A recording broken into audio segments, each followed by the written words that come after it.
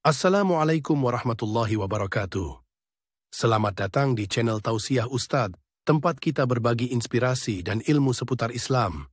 Semoga video ini membawa manfaat dan menjadi jalan kebaikan untuk kita semua. Bismillah. Yuk, kita mulai. Dua sifat. Sifat pertama, wan-nazi'ati gharqa. Sifat kedua, wan-nasyitati nashta. Sifat pertama, ada malaikat maut yang saat mencabut itu, dia mencabut sekeras-kerasnya, sedalam-dalamnya. Gini, ini ada duri agak panjang masuk ke dalam tubuh, dalam daging, tapi posisinya bukan vertikal begini, posisinya horizontal begini, terus dipaksa dicabut begini. Kira-kira kebayang nggak rasanya? Ya? Nah, ini malaikat nazi'atu. Nazi'atu dari kata naza'a. Naza'a itu gini ilustrasinya. Kalau belum paham tentang ini, itu ada pohon di luar, dipaksa dicabut sekeras-kerasnya sampai akar-akarnya tercabut. Ya. Problemnya apa? Problemnya kalau pohonnya keras kan nggak sekali cabut. Tarik, balik lagi. Tarik, balik lagi. Gitu kan? Itu naza'a namanya, yang mencabut dengan keras dan syiddah, bisyiddah wa unfid, dengan keras dan dalam, itu disebut dengan nazi'at gharqa, sampai ke dalam-dalam itu masuk. Jadi dari bawah cabut sampai ke sini, tarik lagi, kan ini takut. Kenapa? Karena dia merasa nggak siap untuk pulang. Karena merasa nggak siap, nggak pengen keluar, tarik lagi. Itu ilustrasi begitu. Tarik lagi, sampai nanti di Quran ada beberapa surat, kamu ini susah sekali, ada yang dipukulin sama malaikat tuh. Tarik lagi, turun lagi, tarik lagi. Ya, mudah bagi malaikat, tarik langsung mudah kan, kuat kan. Tapi ingin menunjukkan bagaimana keadaan orang-orang di golongan pertama yang disampaikan oleh Al-Quran, betapa mencekamnya keadaan saat dia pulang. Ini sampai Allah kirimkan khusus dalam suasana itu malaikat yang memang bengisnya luar biasa untuk mencabut. Siapa golongan ini? Ya, satu. Dah. Nah, jangan lu dijawab, tenang. Dua. Wan nasyitati nashta. Nasyitah itu kalau diartikan ke gerakan, satu gerakan yang lembut, halus, tak terasa sudah berubah, bergerak, berpindah. Nabi ilustrasikannya begini, kalau ada rambut yang halus, lembut, tipis, kemudian ada adonan yang halus juga, lembut, tipis, kayak ngambil rambut itu dari adonan itu, halus, berpindah. Ya. Senyum, la ilaha illallah, meninggal. Sujud, nggak bangun lagi. Lagi baca Quran, cuman begini, la ilaha illallah, meninggal. Dan menariknya, yang seperti itu sekarang sudah banyak ditampakkan lewat video. Tuh, kalau sudah Allah tampakkan ayatnya menjadi kauniyah dan belum sadar juga, maka dengan cara apa lagi Allah berikan hidayah untuk bertobat?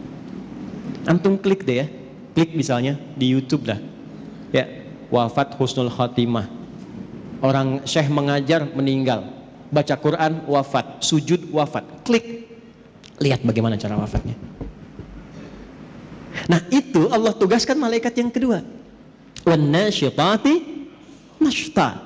Ada orang-orang yang Allah tugaskan malaikat untuk mengambil nyawanya, menemui mautnya dalam keadaan selembut-lembutnya, sehalus-halusnya, sampai rasa yang dia dapatkan pada saat kematian itu pun rasa-rasa yang ringan dibandingkan dengan yang pertamanya itu. Kalau narik rambut yang halus dari adonan yang halus itu masih ada rasanya nggak? Masih terasa kan, tapi ringan kan, lembut. Itulah yang menyebabkan orang kadang berkeringat saat meninggal itu. Ya. Diambil, tenang dia meninggal, tenang, tapi ada rasanya, ada. Nanti kalau sudah waktunya terasa juga gitu kan. Berkeringat ada. Tapi halus, lembut, tenang, enak. Nanti insya Allah kita jemput itu. Gak usah khawatir, gak usah takut. Takut itu justru tanda tanya. Kok takut pada sesuatu yang pasti? Yang gak pasti itu yang kita takutkan. Yang pasti gak usah ditakutin. Nggak, Allah Akbar. Nggak, antum nggak takut pun kejadian juga. Terus ngapain takut? Ya, jadi yang ditakutkan tuh yang belum pastinya. Nah, yang belum pasti itu bekalnya, amalnya apa? Begitu itu tidak pasti, itu yang kita khawatirkan karena nggak punya harapan untuk setelahnya. Baik, kita bahas yang kedua dulu sebelum tadi yang pertama saya kasih tanda tanya. Siapa orang-orang yang dicabut dengan lembut itu? Yang tenang itu, yang nyaman itu, sampai malaikat yang ditugaskan pun oleh Allah disifati dengan nasyitati nashta, pakai waw, wawnya ataf kepada qasam, qasamnya sumpah. Saya bersumpah, kata Allah, ada di antara hambaku yang aku kirimkan hanya malaikat yang lembut untuk mencabut nyawanya. Sumpahnya Allah mengirimkan malaikat yang lembut, selembut-lembutnya untuk mencabut nyawa hambanya. Siapa hamba yang dimaksudkan di sini? Teruskan dulu ayatnya. Was-sabihati sabha, fas-sabiqati sabqa, fal-mudabbirati amra, sampai ayat 5. Allahu Akbar. Ini kuncinya. Was-sabihati di sini masih pakai qasam. Sabihati sabha. Setelah itu pakai fa litertib. Fas-sabiqati sabqa, pakai fa. Fas-sabiqati sabqa. Setelah itu apa? Fal mudabbirati amra, fal mudabbirati amra. Dah sampai sini, sampai ayat 5. Ini kuncinya. Ini sindiran halus dan tajam sekali. Siapa orang-orang yang akan dicabut dengan lembut, dipisahkan dari kehidupan dunia yang mungkin dia alami keras. Jadi menariknya begini, ada orang-orang yang saat hidup di dunianya ini mungkin mengalami kejadian yang keras, tidak mengenakan, kasar dan sebagainya. Tapi ketika meninggal lembut sekali, halus, dan bahkan viral dia di alam langit. Bagaimana orang-orang ini kemuliaannya? Allah contohkan lewat tugasnya malaikat. Selain yang mencabut nyawa dengan 2 sifat ini, kata Allah, aku tugaskan juga dengan 3 tipikal pokok malaikat. Nah, 3 inilah sebetulnya sebagai isyarat karakter amal untuk kita demi menjemput kematian yang husnul khatimah. As-sabihati sabha, aku bersumpah, aku juga siapkan malaikat yang tugasnya hanya bertasbih saja, dengan cepat, dengan indah, dengan kuat. Oke, pelan-pelan. Teman-teman masih ingat gak waktu saya sampaikan tadi dibuka di awal mukaddimah? Ibadah itu ada yang sifatnya apa yang pertama? Ritual. Nah, ritual ini digambarkan di Qur'annya dengan kata-kata tasbih. Tasbih. Ibadah dalam bentuk ritual itu digambarkan di Al-Qur'annya dalam bentuk apa? Tasbih. Nah, menariknya apa? Semua alam ini diciptakan oleh Allah itu untuk bertasbih. Buka Quran surah 17 ayat ke-44. Quran surah 17 Al-Isra ayat 44. Dan tempatnya pun di surah ke-17 Al-Isra. 17 rakaat. Peristiwa Isra. Isra kan peristiwa yang didapatkan dari Isra dan Mi'raj itu kan salat kan? Nah, salat itu teman-teman sekalian itu gambaran tasbih untuk kita. Malaikat juga bertasbih. Tusabbihu lahus samawati as-sab'u wal ardu wa man fihin. Ada? Hah? Wa in min syai'in, terus tuh, dapat. Walakin la tafqahuna tasbihahu. Tusabbihu lahus samawati as-sab'u. Semua yang ada di alam langit bertasbih kepada Allah. Wal ard, dan yang di bumi bertasbih. Kalau antum baca tafsirnya, ini misal yang banyak didapatkan tafsir Ibnu Katsir misalnya, yang agak banyak riwayat di situ. Itu ngambilnya dari tafsir Ibnu Jarir At-Tabari. Ibnu Katsir banyak ngambil dari situ. Yang tafsir riwayat ya. Kalau yang mau pendek-pendek, Jalalain, Tanwirul Mikbas itu pendek-pendek. Kalau mau ngambil tafsir riwayat tentang ayat ini, silahkan lihat. Itu akan mengambil satu riwayat di Mu'jam At-Tabrani, riwayat dari Abdurrahman bin Qutr. Ya, Abdurrahman bin Qutar ini meriwayatkan satu hal saat peristiwa Isra'nya Nabi sallallahu alaihi wasallam. Jadi begitu Nabi akan siap diberangkatkan antara Zamzam dan Maqam. Jadi ada Maqam Ibrahim, ada Zamzam, di antaranya itu ya dekat itu disiapkan berangkat dari mulai ke Masjidil Aqsa, naik kemudian ke langit. Itu apa komentar Nabi setelah turun? Saya mendengar malaikat semua bertasbih, bersahut-sahutan bertasbih pada Allah Subhanahu wa taala alam langit. Ya. Kalau Anda baca riwayatnya setelah itu di tafsirnya, teruskan tafsirnya sampai ke bawah, Anda akan temukan Allahu Akbar. Ini babnya iman ya, maaf, babnya iman. Pembuktiannya saat sakaratul maut. Kenapa Anda, saya, kita sering mendengar kalau makan itu sampai akhirnya? Mungkin di situ ada berkahnya. Pernah dengar? Ya kan? Karena setiap makanan dan minuman yang kita makan dan minum, itu sekalipun kita konsumsi, dia masih bertasbih kepada Allah Subhanahu wa taala. Riwayatnya ada. Baca tafsirnya. Ini bukan saya pribadi, bukan. Ngaji tafsirnya, lihat. Sampai makanan yang akan yukal dimakan itu masih bertasbih sebelum dimakan. Itu sebabnya kita nyari berkahnya. Ya. Saya kalau minum tuh ada nggak habis, orang datang rebutan. Kenapa nyari berkahnya? Saya bilang udah saya habisin berkahnya tadi. Canda aja. Itu gambaran. Nah, singkatnya tasbih itu gambaran dari ibadah. Inti sholat itu kan di ruku dan sujud. Ya Maryam uqnuti li rabbiki wasjudi warka'i ma'ar. Ya, inti sholat itu, inti paling pokoknya dari sekian rukun sholat itu di ruku dan sujudnya. Sebagai penghambaan kita kepada Allah, ruku dan sujud. Ruku dan sujud itu intinya tasbih. Coba lihat saat ruku baca apa? Subhana rabbiyal azim, tasbih. Saat sujud, subhana rabbiyal, intinya tasbih. Di tasbih itu jangan diartikan subhanallah saja, bukan. Tasbih itu kata atau kalimat singkat yang mewakili sifat-sifat ibadah kita kepada Allah dalam bentuk ritual. Jelas?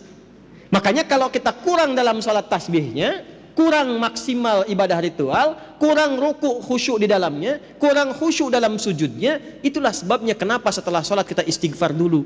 Setelah istighfar tasbih, subhanallah, subhanallah, subhanallah. Itu diantara hikmahnya. Jadi bukan cuma bacaan, ada maknanya. Intinya apa dengan kalimat ini? Tusabbihu lahu as-samawatu as-sab'u wal ardu wa man fihinna. Kaitkan dengan wasabihati sabha. Aku bersumpah, malaikat saja ada yang aku buat untuk tasbih semuanya. Masa manusia gak mau tasbih? Malaikat saja yang aku ciptakan tanpa salah, itu masih tasbih. Malaikat itu dicipta tanpa salah, Pak. Satu-satunya makhluk, Bu, di muka bumi ini ya, yang bertugas di muka bumi, tugas. Dan di alam langit dia bertugas. Satu-satunya makhluk yang Allah ciptakan tanpa salah cuma malaikat.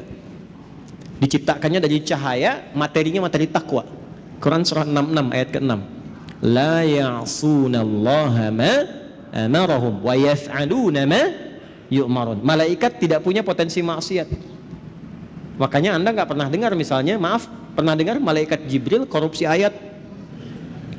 Nggak ada kan? Ya. Dan tidak pernah menukar posisi. Itu Fir'aun, se-Fir'aun ya, bikin jengkel, yang nyabut tetap malaikat maut. Nggak pernah dia bilang, Jibril, jengkel sama yang ini, kamu aja yang cabut. Nggak ada tukeran tugas. Jadi Anda bisa bayangkan nggak, satu makhluk yang nggak punya potensi salah, tupoksinya jelas, itu masih bertasbih sempurna kepada Allah. Jadi Allah tuh nyindir kita halus. Kamu ini manusia, aku berikan fasilitas, kenyamanan, kedamaian, ketentraman. Aku siapkan pedomannya. Ini yang nyaman, ini yang tenang. Hindari maksiat, ini resikonya. Cari bekal untuk pulang. Aku berikan semua fasilitas itu. Kenapa engkau masih belum punya waktu untuk bertasbih kepadaku? Malaikat aja masih ibadah, kenapa engkau lupa dengan ibadah? Sedangkan harapan kamu husnul khatimah dan pengen masuk surga. Jadi kalau kita konversi ke ayat ini tentang pedoman hidup kita, kalau ingin didapatkan malaikatnya nasyitati nashta, maka jaga ibadah dan hubungan kita dengan Allah selama hidup. Salat fardu berapa kali dalam sehari? 5 waktu. Berapa rakaat? Jaga itu. Jaga. Setelah itu sunnahnya tingkatkan, rawatibnya, duhanya, tahajudnya. Itu ada maknanya semua. Kan kita latihan tumaninah, latihan tenang. Di antara dampak terbesarnya apa? Ini persiapan pulang. Orang yang punya hubungan baik dengan Allah, Allah perintahkan, dia punya hubungan baik dengan saya, cabut yang lembut, cabut yang halus. Yang diperintahkan cuma malaikat yang paling halus, karena punya hubungan baik dengan Allah. Anda punya hubungan baik dengan pimpinan, mau berkunjung ke rumahnya, akses dibuka, kue keluar, kata-kata baik keluar. Anda gak punya hubungan baik, kasar, jadi musuh, terus berharap pengen diterima dengan baik, susah. Satu. Jadi secara cepat, kalau diinginkan husnul khatimah, mendapatkan malaikat yang lembut dalam sakaratul maut dan surga yang terbaik, pertama, wassabihati sabha, teladani malaikat dalam rangka beribadah kepada Allah Subhanahu wa ta'ala.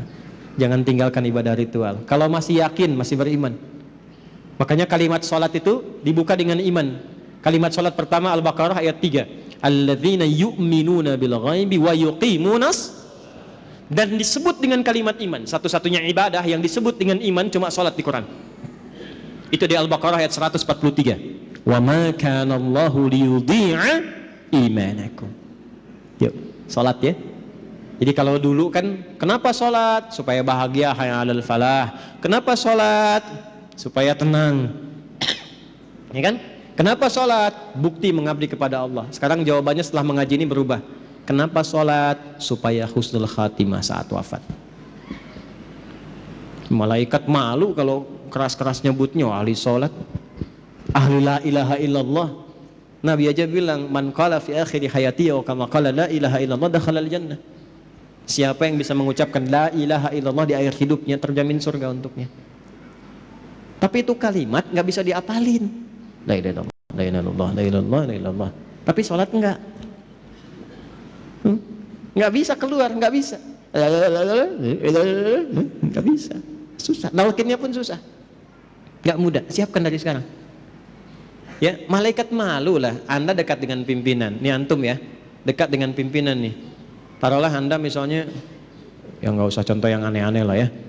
Di kantor dengan pimpinan tuh, keluarganya bos, masuk kantor, ya kan? Tiba kemudian misalnya, maaf nih, ada aturan mesti lepas sepatu. Kira-kira security-nya kasar atau lembut kepada antum tuh? Sedangkan sepatu antum kotor, pas mesti dilepas. Kira-kira saat diminta untuk dilepas itu dia akan lembut atau kasar menyampaikannya? Pasti lembut, karena antum dekat dengan pimpinan, keluarganya. Antum bukan siapa-siapa, sekantor nggak ada yang kenal, orang asing nggak jelas, pakaian juga nggak jelas, datang ke situ kotor semua, terus maksa pengen masuk. Kira-kira security bagaimana? Kencang, Insya Allah kencang. Antum sholat dekat dengan Allah, la ilaha illallah tiap hari, ibadahnya luar biasa. Masa malaikat mau kencang-kencang nyebut nyawa antum? Umar bin Khattab, kenal? Aduh, udah mulai aneh nih ya. Ini kalau kita ngaji kitab-kitab hadis tuh dalam bab riwayat enak ngajinya. Optimis kita menyebut kematian, nggak takut dengan alam kubur. Dan ini ada yang mengatakan asbabnya malaikat maut tuh salah satunya jadi sedikit malaikat mungkar nakir agak sedikit humble, itu gara-gara persoalan Umar. Datang, man rabbuka katanya. Nanti antum baca nih dalam riwayat hadis, man rabbuka. Umar tuh luar biasa. Gak usah kasar begitu katanya. Santai aja, bahasa kita ya, santai aja. Anda akan tahu, saya ini sahabatnya Rasulullah, kekasihnya kekasih Allah. Ya, masa Anda bertanya seperti itu katanya? Harus dibalikin tuh. Bisa nggak Anda begitu tuh? Man rabbuka, gitu kan? Masih nggak tahu kalau saya ini sering jamaah di Pondok Indah. Enggak, ini cuma gambaran saja. Kadang-kadang ulama-ulama itu kalau mau guyon itu ngambil-ngambil tuh seperti itu. Tapi memang teks-teks yang kita dapatkan itu yang Allah berikan kelembutan dalam setiap alam. Nyebutnya lembut, logikanya begitu. Masa yang dekat dengan Allah rajin sholat yang dikirim malaikat kasar, kan nggak mungkin. Masa kita salawat pada Rasulullah, dekat dengan Nabi, dengan amalan kita ikuti petunjuk, diancam di alam kubur dengan kata-kata kasar, kan nggak mungkin. Itulah nasyitati nasyta. Nah, untuk mendapatkan itu supaya lebih lembut lagi bagaimana? Cepat, pakai fa, berubah tuh. Ayat 4 pakai fa. Harfu atfin rabitin baina syai'aini bila hudud. Paham? Tidak. Huruf yang menyambungkan dua peristiwa tanpa jeda dengan cepat. Jadi begitu yang ayat 3 itu tasbih, ibadah. Yang keempatnya pakai fa. Cepat nih, jangan tunda. Apa yang dipercepat? Sabiqatis sabqa. Ada malaikat yang berlomba mencatat amalan. Ini yang dicatat tuh siapa amalannya? Kan nggak mungkin malaikat catat amalan sendiri. Malaikat turun ke bumi catat amalannya sendiri, nggak mungkin. Ini tanda dari Allah. Ada malaikat yang lomba-lomba cepat-cepat. Ngapain cepat-cepat? Mencatat amal hamba. Siapa yang dicatat itu? Dalilnya mana untuk menegaskan ini? Al-Baqarah ayat 148. Ketemu kalimat sabaknya. Quran surah 2 ayat 148. Walikulli wijhatun huwa muwalliha. Sama dengan fa di sini, fa di sana. Fastabiqul khairat. Fastabiqul khairat. Tuh. Tuh. Kencengin tuh. Ini maksudnya. Kencengin. Supaya optimis kita. Di sini fasabiqatus sabqa. Ya, fasabiqatis sabqa, di sini fastabiqul khairat.